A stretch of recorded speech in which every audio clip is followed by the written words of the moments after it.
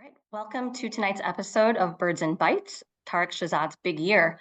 I'm Christina Harbour with the Chicago Ornithological Society. And this event of breaking the county record was so big that we thought that all of the Chicagoland birders should join us. And so we are joined today by um, some of our other birding organizations. We have Eric Macias from representing Chicago BIPOC birders and Matt Nagleski representing Chicago Bird Alliance. And we are kind of co-hosting, co-organizing tonight's session. So I think without further ado, I'm going to have Eric go ahead and introduce Tarik, and we'll get started. Hey everyone, Eric with Chicago BIPOC Birders. I have the honor and privilege to introduce my friend Tarik. And I first met Tarik in January 2024 at a rare bird stakeout. And I won't spoil any of the story because I'm sure he's got more to say about it. But the bird was, in outside of the county boundary, and I was pretty satisfied. I was, it was freezing cold, so I was like ready to go home. And he was like, no, I have to stay to see this thing come into Cook County. And I thought there was like no chance. And I won't say what happened, but the story really highlights the first two things that I want to say about Tarik. The first of which, he really plays by Sandy Comito's #1 rule, which, if you don't know Sandy Comito, he inspired the Owen Wilson character in The Big Year. And Sandy Comito always says, if you're doing a big year, you need to hold yourself to a higher standard. And there's definitely no denying Tarik's integrity throughout the year.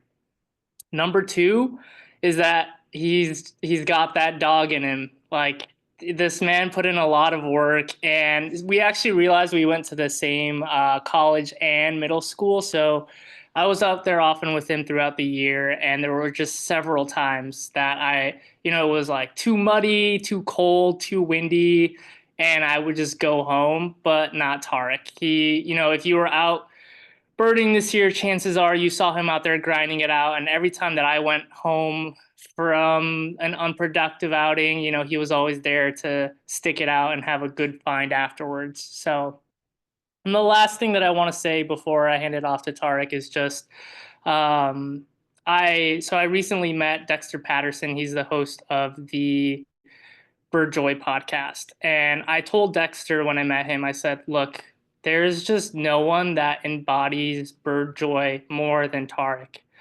His passion for a chase is just absolutely infectious. If you were with him for any of his rare birds, you know that the contact high of being with him for that is just unparalleled. And it's worth noting that, just as passionate as he is about birding, he is also about nature and conservation. And he's the first to say that the record was a victory for the community.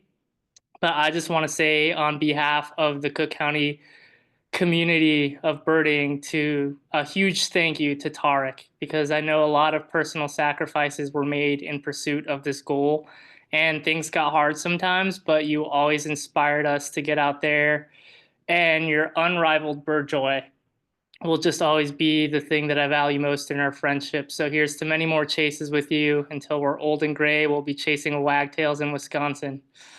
I'll pass it off to Tarik. Wow, what an honor and privilege to be introduced by Eric, Matt, Christina, all the bird organizations here in Chicago, and to see so many familiar faces here in the audience. I'm surprised that even 74 people are interested in something like a Cook County Big Year, where I chased a lot of birds and I ended up breaking a record by a single bird. So this is incredibly shocking to me that so many people are interested in a bird chase. But one thing that Eric shared is that joy in birding is something that we all feel in community. And I hope in this presentation you experience some of the joy that I felt on some of my rarest birds. I'll learn about the strategy and how we can better protect the birds here in Cook County and across the world. So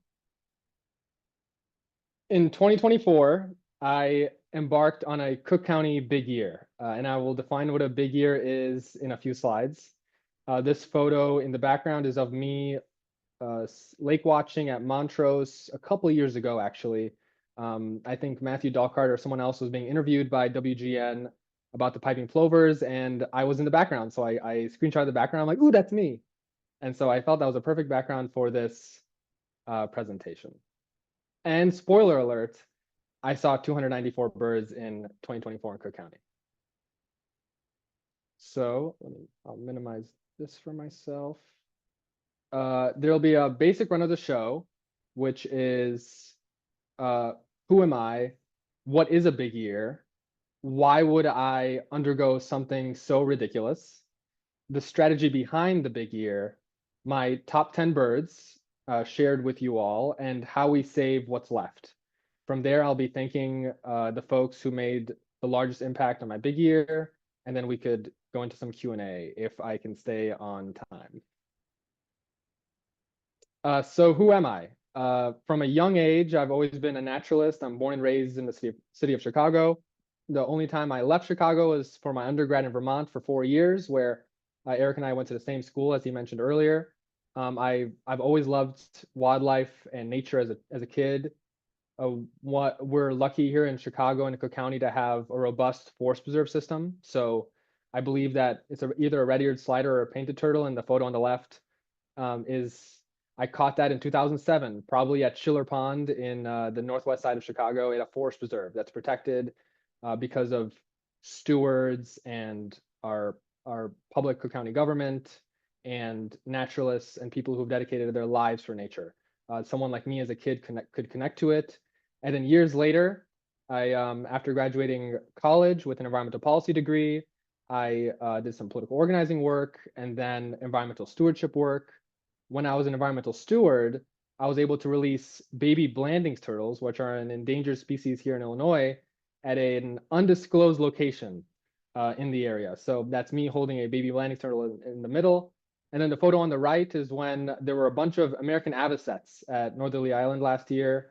I believe they were my first of year for the big year, and I'm just taking a selfie with them. They're tiny in the background. I'm giving them the space that they deserve with the Chicago skyline. So I've always loved nature. I'm now a nature advocate professionally.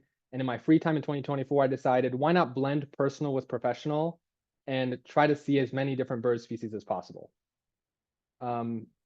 I guess I went a little bit ahead here, but the way I got into birding, I've always been a naturalist my entire life. However, I really didn't know much about birds and didn't dive into the rabbit hole of birding until a couple years ago. And before I had a long telephoto lens to take photos of the birds on my big year, I had a pair of binoculars that I would just hold my iPhone up to and take these digi-bin photos, as we call them. So there's a herring gull and a digi-bin photo I took years ago. One of my first bird outings was with my girlfriend Julia Jabot at Montrose Point on September 17th, 2022. Christina from COS led that walk. That was the day purple sandpiper arrived at Montrose. This is the last time that a purple sandpiper was in Cook County. So that was a very, very, very memorable walk for me. And it, after we got home, we were thinking, wow, we saw like 15 species of something called a warbler. And like, what is a warbler and where do they come from? And I wonder what they look like in spring if they're supposed to be even prettier in spring. So that's really how we fell down the rabbit hole. And I fell much, much deeper than my partner, Julia. So that's how I ended up undergoing a big year. And what is a big year? There are a lot of different ways to define what a big year is. And there is no real constitution. But I think the best cultural constitution we can think of is the movie Eric referenced. So there's a The Big Year movie with Steve Martin, Jack Black, and Owen Wilson.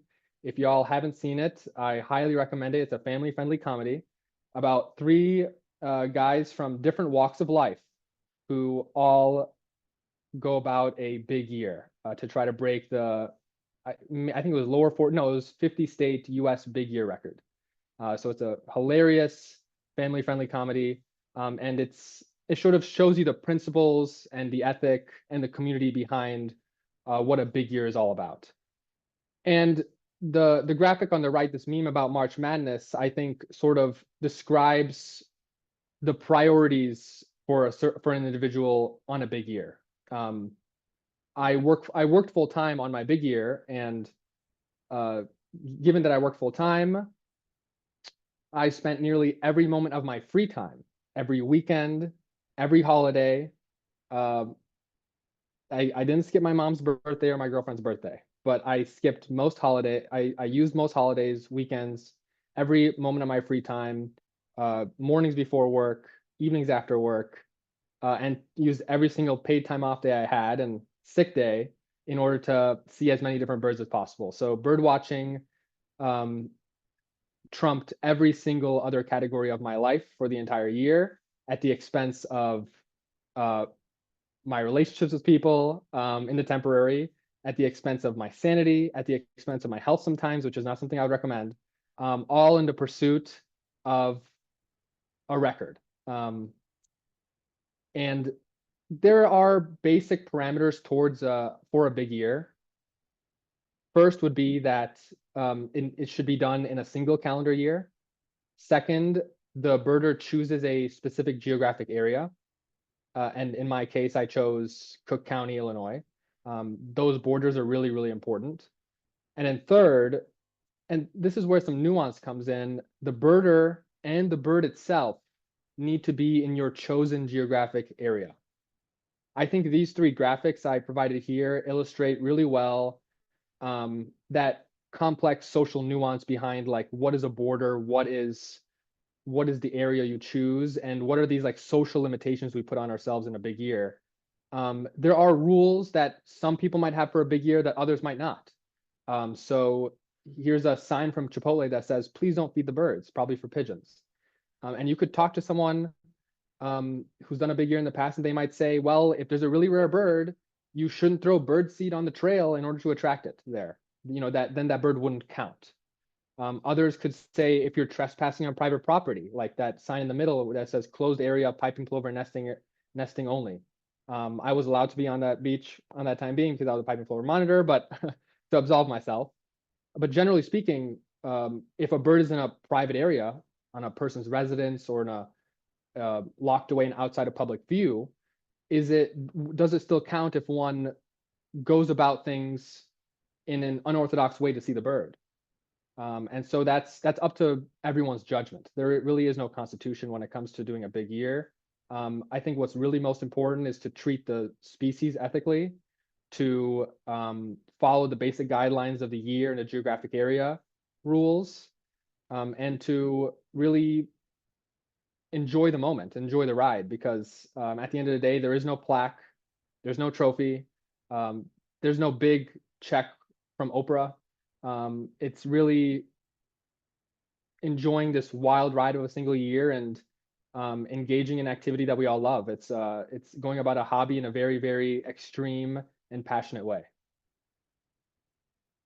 So why did I embark on a big year? Well, first and foremost, most of us are here because we really, really love birds. And that's why I embarked on a big year. The birds here in Cook County and across the world are absolutely gorgeous. These birds aren't gorgeous because of the camera setup that I have. Rather, I took them plainly as they were. And these are the natural colors and the natural angles and natural lighting of the birds that I saw. So these are just some examples of the beautiful birds that migrate through and reside in Cook County every single year. And they're worthy of appreciation, of experiencing joy from, of protecting, out of their sheer beauty and magnificence. And I will name this. One thing I should have done is label the species. So from left to right, top to bottom, eared grebe, least bittern in the middle, sanderling, short-eared owl, and sedge wren are the 5 birds on your screen here. And second is the community aspect and the people aspect. A big year isn't about, to me, isn't about a single person going about seeing a lot of birds. Especially here in Cook County, and when a tally for the bird counts are so high, it's difficult for one person to do it all alone. In fact, I think it's nearly impossible. Community plays a central role in all of our lives. We're social beings, and birds matter because we care about the people around us too. So here are just some examples of experiencing bird joy with other people, friends, family, and colleagues throughout the year in 2024. pictured in the slide in front of you and throughout every single season. So these were moments where I was on a bird tour or just spending time with friends or family, or just happened to be at a specific bird, like the photo in the middle, I think was a white-rumped sandpiper in the spring at Montrose Beach. And so next to me, I can make out, I think that's Terry and Chris and Matthew, and then I'm the one leaning awkwardly taking the photo. I think the white-rumped sandpiper's out of view. It's also like only 6 inches tall, so it'll be a little hard to see in that photo. And then also, really importantly, you know, as a human being, when it comes to chasing these types of goals and appreciating nature, one thing that I recognized throughout the year was my profound privilege that I'm able to pursue this kind of record in good health, that I can do it because I was born here in America, not born elsewhere, that I have the economic and unique status privilege to be able to do something like this. And I always love nature, and I want to take it upon myself to really enjoy life in this fleeting moment that we have. And that really defined the passion and the drive behind my big year. And then third, and this is the most pressing out of all the reasons, is we're losing our birds. Since 1970, we've lost nearly 3 billion and counting. And that's 1970 post 50, 60, 70% of habitat in the southern hemisphere is already being destroyed post 200, 300 years of human colonization. So we've lost billions upon billions of birds, and we are still losing them due to habitat loss and climate change and anthropogenic factors such as building collisions. So because of this decline, I am hopeful that we can reverse the trend and increase bird species, especially ones that are in steep decline, by conserving habitat and combating climate change to the extent that scientists recommend. But I think that will be a more long-term vision. And I don't know what the world is going to look like in a few decades.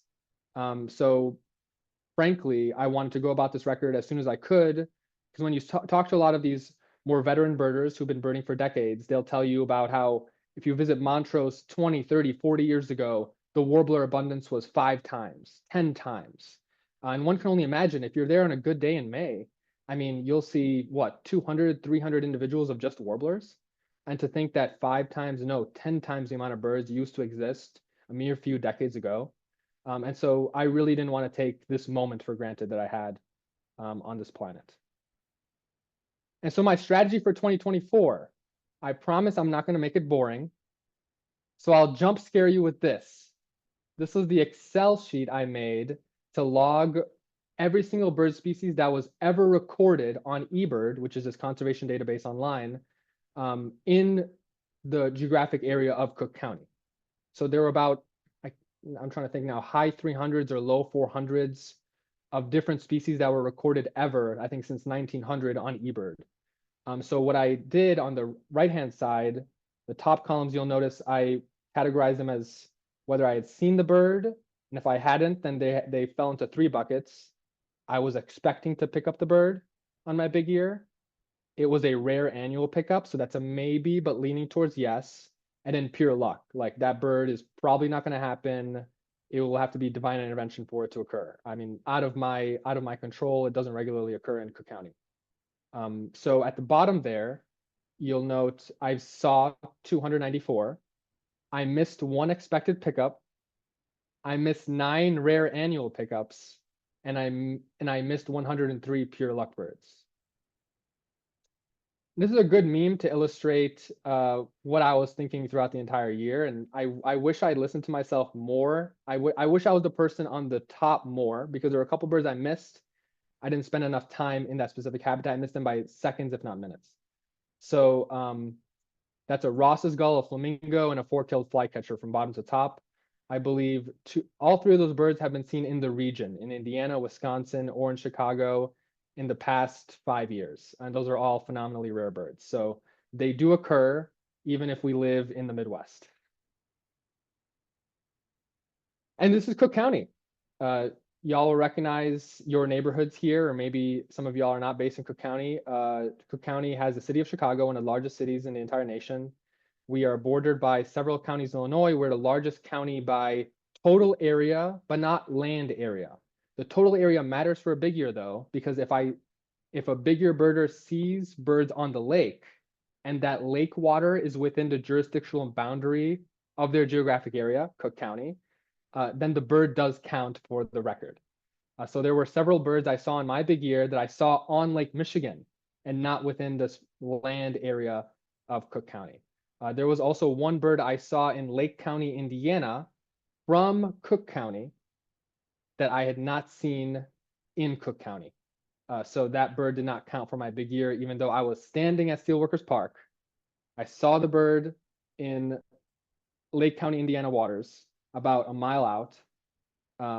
And because the bird was not in the same county as me, I could not count it.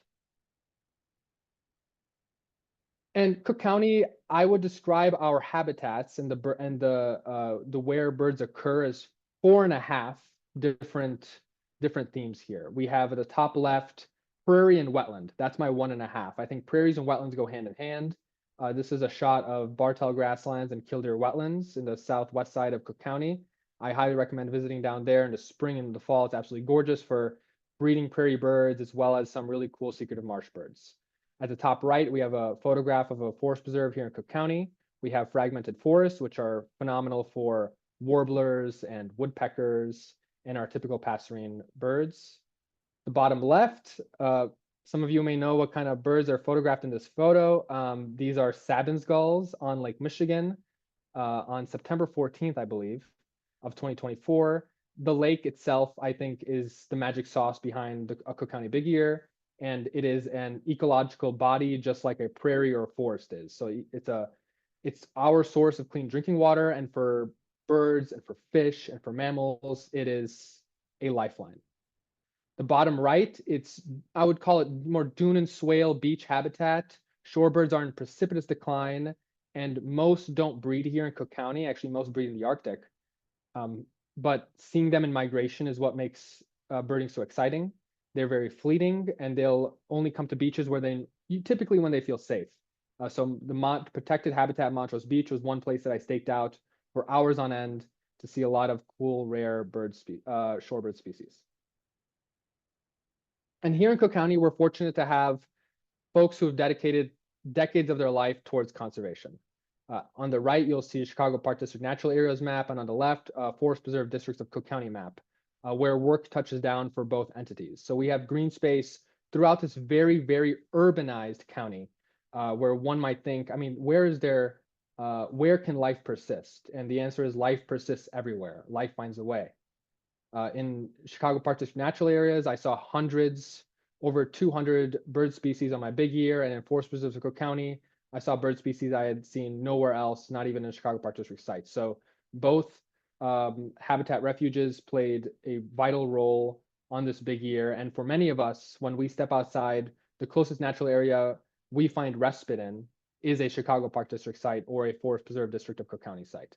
So I really wanted to highlight the important work that gets done at these places, and the natural beauty that's throughout Chicago. I mean, people associate Chicago with, the Sears Tower or Navy Pier, or Superdog, or lots of other touristy things. But one thing is, per capita, we have so much unique green space. I think some of the most in the entire country. So we're profoundly lucky to have that.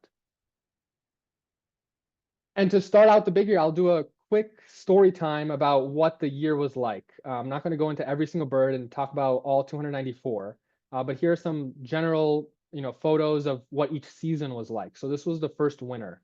The top left, I have a photo of a peregrine falcon digibin from my office building at the Wrigley building at the intersection of Wacker and Michigan.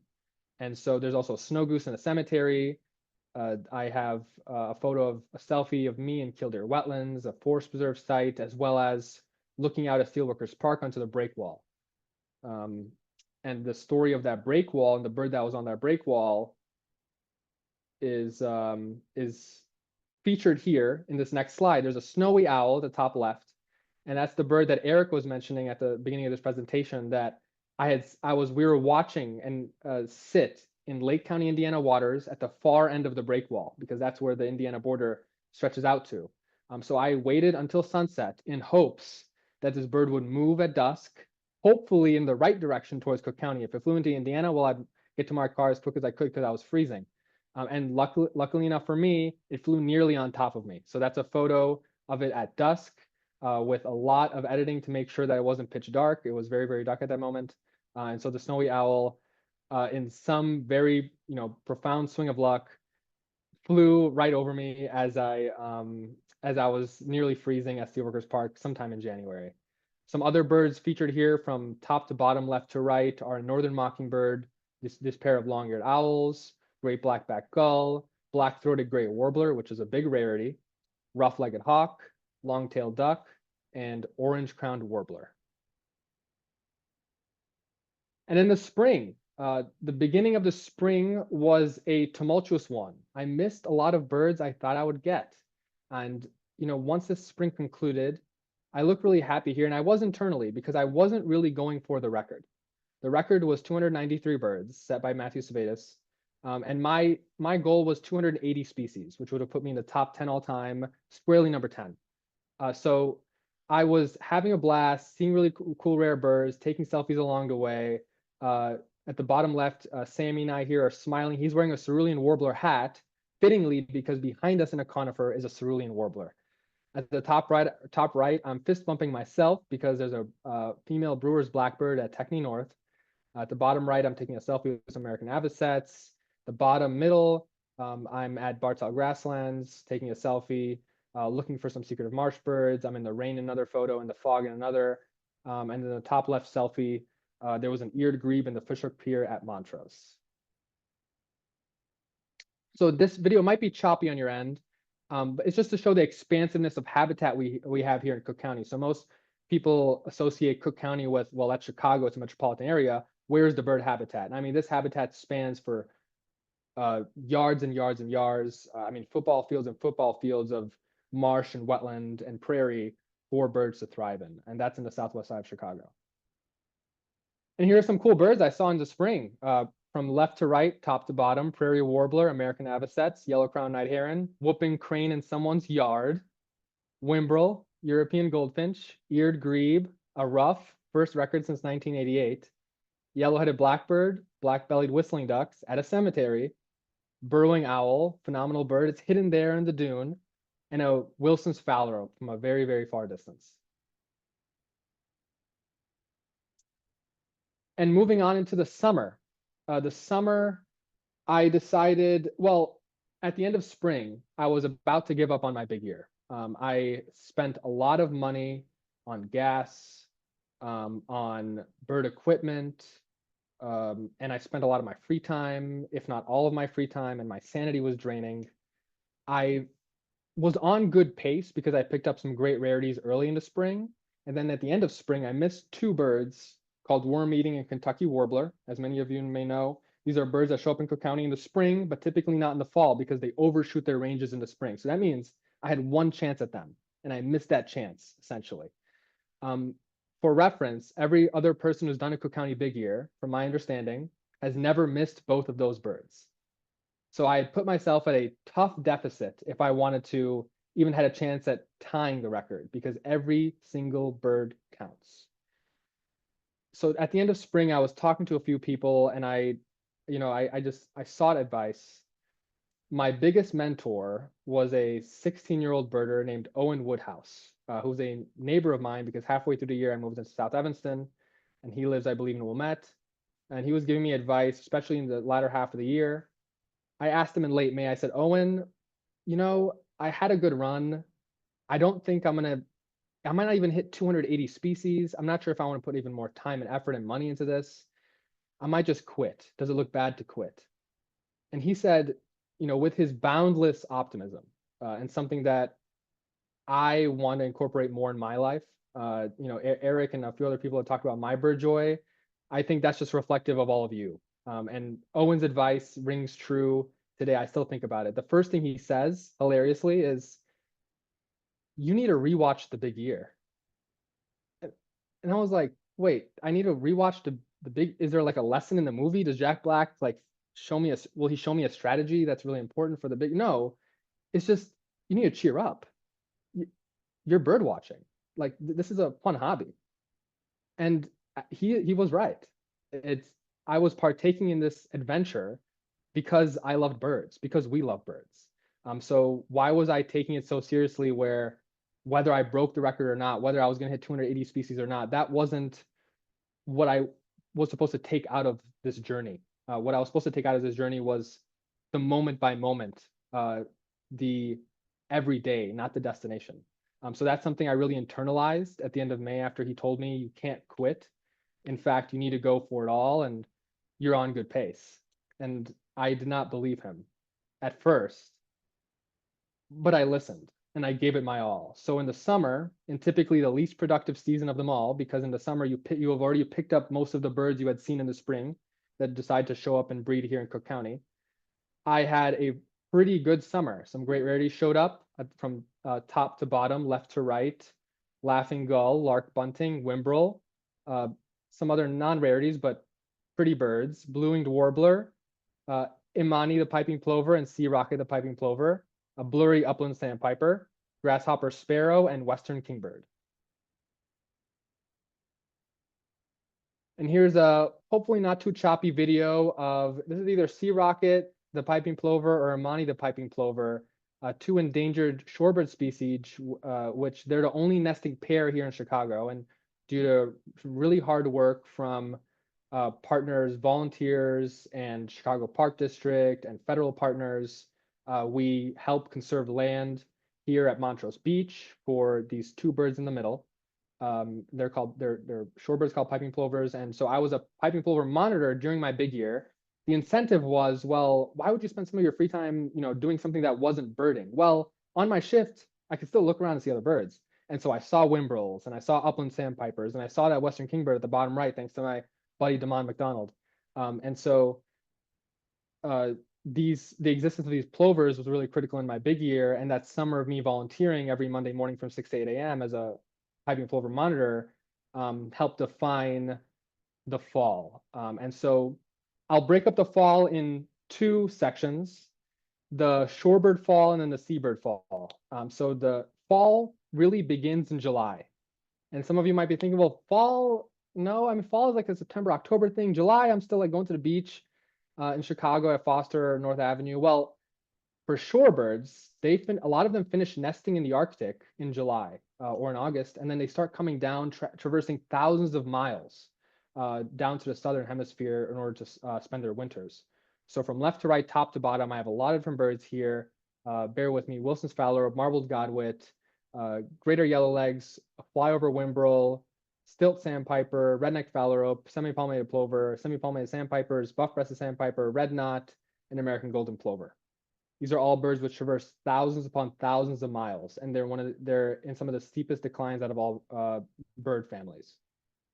And here's a video of me, hopefully it's not too choppy, in the rain, because I was going for a specific bird that didn't end up showing up, and they are more common, they're more expected to land on beaches in the rain in July. And so to prepare for what I'll call seabird fall, I spent some time creating food for birds. And so you'll notice some bread on a conveyor belt. I'm buying that at Aldi or somewhere else.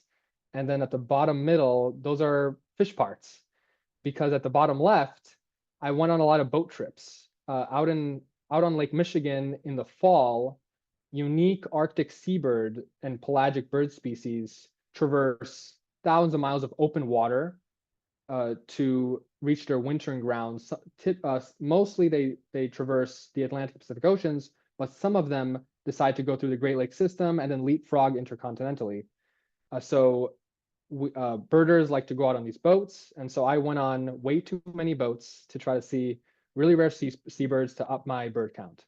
The top left, I did a lot of lake watching, so dawn until when I had to go into work with a spotting scope and a camera and some coffee to survive the morning drowsiness. And at the bottom right here, I'm at Park 566, lake watching with a buddy. And here are the cool seabird species I saw on my big year. I featured a Say's phoebe at the top left just because it was another rare bird that I saw in the same time period. But from top to bottom, left to right, Say's phoebe, Sabin's gull, parasitic jaeger, short-tailed shearwater. Well, bottom Bonaparte's left is bottom left, and short-tail shearwater, Sabin's gull in the middle. There's a whooping crane on the right, golden eagle at the bottom left, next to the Bonaparte's gull, long-tailed Jaeger, and a brant. And this is what lake watching is like. So you stare out into the distance at Lake Michigan, and you hope you see a fleeting look at a really rare seabird species that typically traverses the Atlantic or Pacific Ocean. But some of them, very few of them, decide, why not go through the Great Lakes? These seem like little oceans to me. This is what being out on a boat is like. We're throwing some bread at these gulls, not because we're interested in these ring-billed gulls too much, but rather with enough commotion out 10 miles out into the lake, any seabirds which are distant might want to visit for a few moments and see really what's all this fuss about? Why is there 50 gulls behind this boat? So these gulls are really our lure for the rarer birds.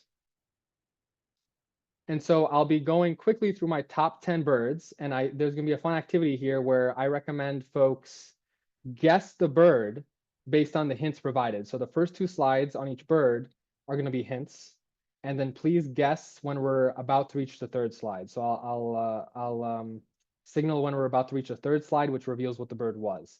And these are not the top 10 rarest birds on the big year, but rather the top 10 rarest birds I think that are symbolically important for Cook County, as well as were symbolically important on this big year. So on April 25th, this bird is a Montrose celebrity. That's the first hint. And here's the range map for the bird species. And on the right side, we have visitors that are hoping to get a glimpse of this bird at dawn. The location is Montrose Beach in Chicago. So we're about to reach the 3rd slide. So go ahead and hit enter on what you think this bird species is. And I'm showing my screen, so I can't really see if people are putting in stuff, but I hope you are, because it's the piping plover. Imani, who is the son of the famous Monty and Rose, couple of Great Lakes piping plovers, has survived for a few years and has been an eligible bachelor for way too long. And luckily last year he paired up with someone named Sea Rocket, and they had a bunch of chicks. The mortality rates are unfortunately very, very high for piping plovers. They're a sensitive species, but one chick survived. Nagamo, featured on, I think that the left side is Nagamo. And there's a sticker of Montrose Beach. A lot of folks view it as a destination spot for to pose as paparazzi to enjoy the piping plovers. Number 9, from the Arctic to Argentina, August 24th. This one will test your knowledge of bird migration. This bird nests in the Arctic, typically migrates through the central Great Plains, all the way down to Uruguay and Argentina. And it likes to spend its time feeding in sod fields and in low grass prairie. And I saw this bird with Demond, who is featured in the photo giving me bunny ears, at Montrose. So please go ahead and put in your guesses. This is a tough one. It's typically chaseable at Montrose almost every single year. It was not chaseable this year, but I got lucky with a 3-minute experience with this bird. Buff-breasted sandpiper. It's one of the longest migratory birds in the world, especially for shorebirds. It's a magnificent being. Its grandeur in terms of the amount of distance it covers in a single lifetime is mind-blowing.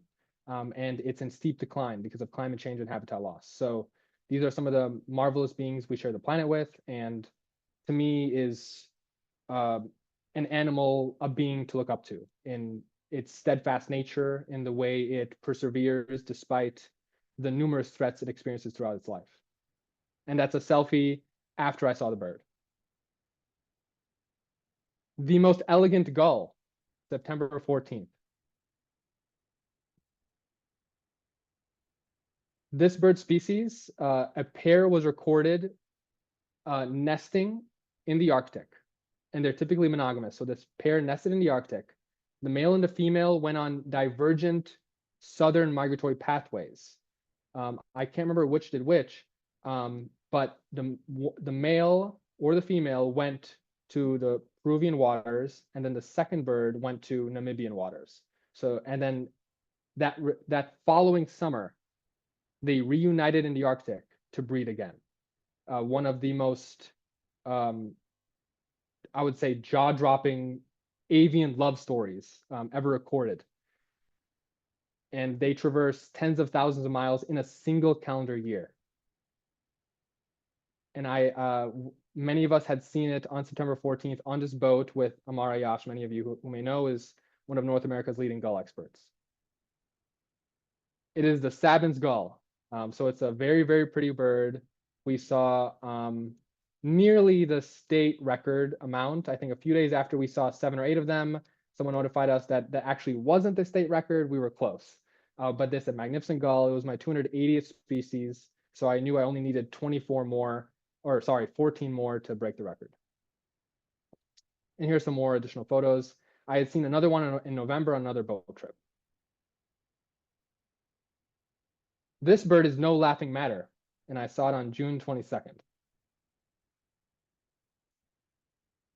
I was surprised to see his range map because I didn't know researchers assume they breed throughout the Great Lakes, but they're known to breed on the eastern coast. And then, if a lot of you like spending vacationing in Florida, well, that's like predominantly the only gull that's there.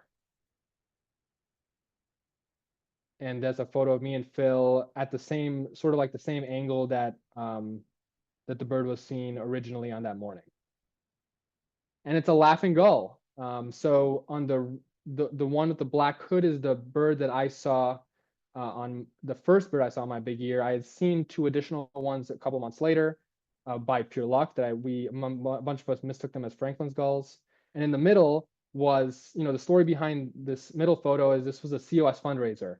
And it was like late in the evening. I promised I would attend the COS fundraiser, but the way a big year goes about, you have the birds come first. And so I missed this bird in the morning by several minutes. No, I think perhaps by seconds. I think it was maybe 90 seconds, 2 minutes. I ran down the beach and then folks were like, it was just here. I staked out for hours and hours and hours, waiting at Montrose Pier, hoping that it would return. And just by pure chance, it did return. It returned after maybe 8 or 9 hours, so I needed to shower and I needed to eat. But I promised like I'd go to the COS fundraiser. So I went to the COS fundraiser, needing like 2 days worth of sleep and like 2,000 calories and deodorant. But I promised that I would show up to the COS fundraiser anyway. So this bird was the prize during green darner migration, August 27th. Green darners are a type of insect. They're one of the largest dragonfly species we have here in North America, I believe. And thousands of them descended upon Chicago in a couple days, migrating south for the winter. And this bird showed up. It typically resides in the southern part of Illinois, in the southern part of the United States, and migrates all the way down to South America for the winter. This is a photo of the bird I took from a very, very far distance. So I felt comfortable enough to feature it here without spoiling what the bird is. And now I'm going to go to the next slide, which reveals the bird. Mississippi kite. I have a enlarged image here, and I have the tiny image in the background with that I naturally took. This was over Millennium Park, and someone named Jacob Drucker, phenomenal birder, found this bird at Northern Island, and then I texted him and asked him, well, is there any chance I could re-find this bird? And he said, well, it might be, if I saw it flying north, it might be over Millennium Park. Just, I recommend going to these 2 or 3 places and stake out, and maybe by chance you'll see it. And so by chance I did. I saw it for 3 or 4 minutes before it disappeared north between buildings, between skyscrapers here in Chicago. It was a unforgettable chase. Arctic parasite, September 27th. This bird was seen on a lake watch at Park 566. They breed in the Arctic, and the majority of them traverse the Atlantic or Pacific Ocean and spend the majority of their lives out on the open ocean. They're also parasites. And what do I mean by that? Well, that's going to be revealed in the next slide when I reveal the bird. Parasitic Jaeger, and this is an Arctic seabird species that's gull-like, but it's not really a seagull. And the way they typically feed is by kleptoparasitism. So they'll harass other seabird species and force them to give up their food, even if the food's already in their belly. So quite gross stuff. This bird passed by me in a matter of mere minutes, in a matter of mere seconds. And I waited there for hours upon hours in 20-mile-per-hour winds, blasting my face. On a day I think I took off work because the night prior I saw the wind forecast and I thought, well, this might be my one chance at parasitic Jaeger, and it was. This bird was to tie the record on November 28th. They're seen throughout the United States and into Mexico. And I think they're also a global species, so I apologize for this range map. And they're a large, gorgeous bird species. I'll give another hint, they're a raptor, typically migrating with crane flocks in late November. And I had seen it because I played by the weather, and there were strong northwest winds with a cold front that morning. So with the third slide, it was a golden eagle. So a golden eagle to tie the record was an awesome way to do it. I did not expect to see a golden eagle, but a lot of the folks who were rooting me on my big year told me I could if I really put in the time and the effort, and I played by the weather, and that's what I did. On the right-hand side, the next day I had seen 2 whooping cranes in flight, which are really, really rare, critically endangered crane species. Only a few hundred pairs, if that, left in the United States, well, the migratory population at least. So it was really, really epic to see the crane species the day after. And I think sky watching was not my strong suit on my big year, but to have 2 really rare bird species on November 28th and November 29th, both from sky watching, felt like the icing on the cake for the big year. This bird is from down under, and I saw it on December 8th. This is a colloquialism, so if you know what down under means, what region of the earth that is, that'll help in this guess. I guess this range map also reveals what down under means. The bird typically nests off the coast of Southeast Australia and Tasmania, spends its winter on the open ocean, is almost an entirely pelagic species, spending the majority of its life out on the open water, and can be seen upwards into the Bering Strait. And I had seen it on December 8th on Montrose Pier with my 2 buddies, my confidants, Phil Stossberg and Damon McDonald, featured in this photo. Now I'm going to the next slide. It was a short-tailed shearwater. So this was the record-breaking bird. It was a 294th species I saw in my big year. Phil, Damon, and I were at Montrose Pier that afternoon, hoping to see white-winged crossbills that were reported that morning. I think it was a Saturday or Sunday. We had never seen the crossbills. Walking out into the pier, I saw a really strange-looking bird flying southeast down the pier, and I mean, within a few seconds as we're taking the photos, I had realized, well, this is a bird I'd never seen before in my entire life, and it's a bird that broke the record. And I wasn't exactly sure what I was photographing until we started looking back at our photos. And I said, wow, that's a shearwater. That's a tube-nosed species. They're seen on the Pacific Ocean. How did it get inland? Why is it on the Great Lakes? I mean, some of you might be thinking, well, all right, this guy saw a Lincoln Park Zoo bird. It must have escaped the Brookfield Zoo. Probably not, because I don't think the zoos have too many seabirds. But also, scientists have posited, even in recent years, in this research paper that's featured on the right-hand side, that because of climate change and the melting extent of Arctic sea ice in the north, there are opening passageways that pelagic seabird species could take if they end up becoming vagrant, lost on the open ocean. So a couple short-tailed shearwaters had already been seen on the Great Lakes system last year and the year prior. This was, however, a first record for Lake Michigan. So it was really, really cool to outdo Wisconsin, Indiana, and Michigan, who have some phenomenal birders that we like to compete with here in Illinois. This to me is my second favorite bird I saw in my big year. In fact, I saw 7 of them. They're named storm chasers, May 12th. Here's a silhouette of the bird. It's a type of shorebird. They migrate thousands upon thousands of miles. And one fun fact about this bird is one was recorded flying through a hurricane. I think it's one of the most brave, I would say, hardy bird species on the entire planet. Going to the third slide here. Whimbrel. And this is a bird that, you can't guarantee to even see on a big year. They're fleeting. They don't like to put down here in Cook County. So you'll see them in migration, just touching down on the beach for mere moments before lifting up and heading thousands of miles south or thousands of miles north for the winter or summer. I was lucky enough because I spent so much time outside to record 7 different individuals on my big year, which I think is a incident record for the county, not a abundance record, but a number of different times I had seen the bird. And this is a meme that my buddy, I think Phil made this meme, but someone will have to correct in the chat if I'm attributing the wrong source for this meme. It's not easy to see a Montrose whimbrel, and that's why I feel really fortunate to have seen 7 of them. And this, to me, was my favorite bird on my big year, and I would say for 2 reasons. One, because I worked the hardest on this bird, and second, because the most amount of people I think chased this rare bird that I found over any other bird. So we were able to share this bird joy together. Fall starts in July. Fall synonym autumn. A lot of us associate July with the middle of summer. Well, this bird associates July with I gotta go. It's getting a little bit too cold up north, and I can already feel the snow coming.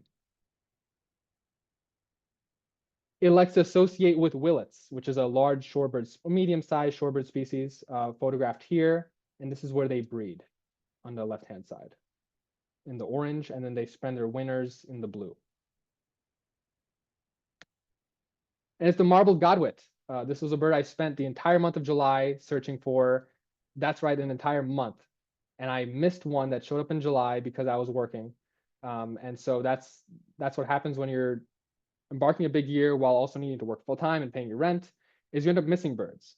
But also, because I have the privilege of having a full-time job, I'm able to take care of my health, and I'm able to take care of myself, so I can go about this record. So it really is a push and pull. And I spent the entire month of July, every weekend, every moment of free time looking for this bird. I couldn't find it. In early August, I went to a place called Dead Stick Pond in the Calumet area, hoping for different shorebird species. And I lucked upon this beautiful, magnificent marbled godwit. On the left-hand side, this is near Calumet Fisheries. Someone spray painted Sweet Home, Southeast Chicago. Probably my favorite place to bird in the entire region. And I'm running out of time here, but I wanted to talk a little bit about how we save our birds here in Cook County. And I don't think I have all the answers, but I'm learning a lot from all of you who've dedicated decades of your lives to bird conservation. One thing I've learned about recently is bird collisions. Here's a photo of me holding a golden crown kinglet on my bird collision monitor ship in 2023, an injured Catharis thrush, probably a Swainson's thrush on the left-hand side that impacted a building. Birds naturally migrate thousands of miles in migration through these ancient flyways, and Chicago is located along the Mississippi Flyway. So unfortunately, these large skyscrapers we built, but also these smaller family homes can be mistaken for, especially with glass, as open habitat. They don't necessarily recognize it as an obstructive entity. They view it as an open space to keep going because gas can reflect the environment behind them. So thousands of birds, if not millions, die by impact to buildings every single year, and that's contributing to their precipitous decline. So I recommend if you own property or if you're an environmental advocate, to reference folks like the American Bird Conservancy, featured on the right here in their bird-friendly building design guide, or to plug in with your grassroots bird advocacy organizations and look how you can better advocate for better environmental policy when it comes to bird-friendly design where you live and here in Chicago. Habitat conservation. Birds are in decline, except for waterfowl. There's too many Canada geese, but other than the Canada geese, we're losing our birds. And some great ways you can help conserve habitat in your neighborhood, in Chicago and Cook County, and across Illinois and the region, is to volunteer and to give your effort towards the environment around you. So a great example is the Chicago Ornithological Society's LaBagh Woods Project, where they've helped restore so many acres of forest at LaBagh and really revive it from an ecosystem that has too many invasive plants and doesn't harbor that many bird species to uplifting it and improving plant life and improving bird life and improving folks' access to nature. And lastly, climate change. This is one that I really don't have the answer to. Climate change is a global issue that will require global policy solutions and federal policy solutions that unfortunately are backsliding. But I took this photo of a quote at, I think this is at Killdeer Wetlands, and it reads, "Year after year, millions of birds take flight, their internal compasses impossibly accurate. North and south across thousands of miles of sky, stopped right here before journeying on." The photo on the right is dozens upon dozens of people chased a burrowing owl because we all love birds and we love nature. So I think the secret to, well, the answer to fighting climate change, the way we do it is by doing it together. It has to be a community-led, global, holistic effort. And we do it by teaming up together, by working together. It cannot be done alone. Small individual practices to lower your carbon emissions or to lower your carbon footprint are important, but it really, the larger policy and human movements that need to occur, societal changes that need to occur, will only work when we're in agreement together and when we really create a movement and a vision together. So I think this illustration of people chasing birds and all this joy that we share as hundreds, if not thousands of birders here in the Cook County region, I think we're already on that path. And that's what keeps me optimistic about the future. And I have a lot of people to thank. There's just, not everyone is featured here, but these are the photos I could manage from my Google Drive. I mean, Damon McDonald and Phil Stossberg were my two closest birding buddies on my big year, and I birded with them throughout the entire year on the public top 100. They were number 2 and number 3. So they were my left and right hand throughout the entire big year. I couldn't have done it without them. I was going to give up several times, but they helped me keep going. They're 2 of the best birding buddies I could have ever asked for. Owen Woodhouse, my biggest mentor, is 10 years younger than me, and he's filled with boundless knowledge and optimism, and I think will be a force in the conservation field if he chooses to pursue that going forward in his career. So many other folks mentioned, featured here. I went on boat trips with some great participants, familiar faces from Montrose and other birding hotspots, folks from bird organizations like Chicago Bird Alliance, the Chicago Ornithological Society, and Chicago BIPOC Birders. I'm indebted to you all, my family, my friends, every single person who spotted a rare bird or taught me about their bird ecologies. I wouldn't have seen a fraction of the birds on my big year without you. And that's why this is a community record. So the only thing I can ask you all is, who is going to go for the record next? And I know we're past time, but if folks are interested in a Q&A, I think we could do a quick Q&A now. Yeah. Thanks, Tarik. Yeah, applause from everybody. You can't hear it probably, but there you go. Yeah, great job. I have a few questions. So if people want to hang on for just a couple minutes, there's a few in the chat, so I'll ask him. Maybe we can do a quick, at least answer those. And if anybody wants to put them in now, go ahead and do it now. But I'm going to ask the ones I saw earlier first. So yeah, thanks again. So Laura Rudman was asking, once you were right at the very beginning, you were talking about rules. Is calling with a recording against the rules? So I said I'd let you answer that. I think it's a nuanced answer. If you want to kind of explain a quick answer for that, I can help. Maybe you're muted right now. So yes, calling with a recording. That's so I can say there's not a single bird species I only got by doing that on my big year. So, but see, that depends on that depends on really if it's, depends on who you ask. Like I mentioned earlier about a big year and the constitution of birding and the ethicality behind the different actions that we do. and whether someone constitutes that as disturbing the bird. And so there's a lot of nuance on whether it's breeding, whether it's a sensitive species, whether it's an endangered species, a species of concern, whether it's one that's comfortable with disturbance or not. Yeah, so that's a really interesting question. Personally, I think it's all right, given it's not an endangered species or one that's breeding. But I think if it's not actively breeding, or if it's not a species of deep concern, then I think in a way we're contributing to conservation citizen science by recording where it is, its behavior, so we can learn more about it and hopefully protect it for future generations. Yeah. Good answer. Yeah, it's nuanced. That's all I was gonna say. There's a lot of ethics around it, obviously, and I think you touched on those.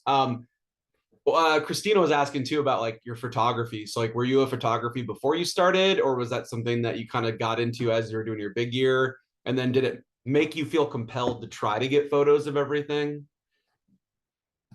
Yeah, so I upgraded my camera setup in December of 2023, so right before the big year started, because I knew I was going to embark on a big year.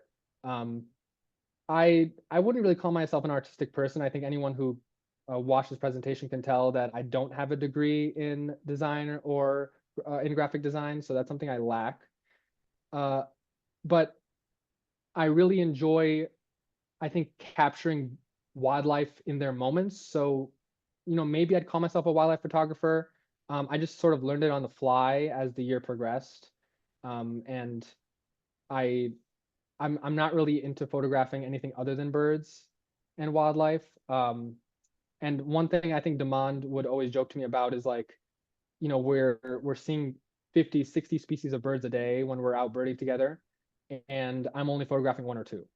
That's because I was so focused on the big year and the activity of logging the birds. I wasn't really there to photograph every single bird or to get really artistic photos. If I had the opportunity with a rare bird or a bird that would get me a number on my list, then I would take the time. Awesome. There's a couple more in the chat, so maybe we can do a couple more real quick question answers. Someone asked simply, would you do it again? Yeah, no, probably not. It was a really, really tough effort. I spent 4 figures on gas and food and gear. It was a financial effort. It was an effort of sanity, of privilege. As I get deeper in my career, I'll have less time on my hands. And in my personal relationships, I don't want to make those kind of sacrifices again. So I don't think that's something that I can do, because if I am going to do a big year, I'm going to go all out and try to see as many different bird species as possible. There's no constitution. You can go about a big year however you'd like. But if I were going to do it again, I'd try to see 295. And I know that's really, really hard. So I don't think I'd want to do that again in Cook County. Yeah. And then Katarina asked, were there any expected birds that you missed? Yes, so glaucous gull was seen at the same place snowy owl was seen in January, I believe, at Steelworkers Park. I was looking into Indiana. The bird was in Indiana, but I was in Cook County. So based on that really important third tenet of a big year, it did not count. I have seen a glaucous gull this year in 2025, actually on January 5th, 5 days after my big year ended. Funnily enough, Nathan Goldberg, who holds the Illinois state big year record with 341 birds, someone will have to correct me, a phenomenal bird number. He told me in August or September, after we became buddies, he said, dude, you're on record-breaking pace, but you're going to miss glaucous gull. And everyone around him, even me, are like, wait, no. If anything, glaucous gull is going to be my easiest pickup next. And he says, no, you missed glaucous gull because of climate change. It doesn't get warm enough in December. You're going to probably see it in January or February. So, of course, the guy who holds the Illinois state big year record knows better than me, and he was right. And then looks like just a couple more, so maybe we'll try to end at 7:10. So did you have any funny misidentifications or false alarms? Yeah, I missed a Townsend's warbler by mere minutes because I left the location. I came back, but I missed it by minutes. When I was there, I kept seeing black-throated green warblers, which look very similar. And I keep posting them on this communications platform we have called Discord. And I'd ask, is this a Townsend's warbler? People would say no. I think I posted 3 or 4. I'd never seen Townsend's warbler.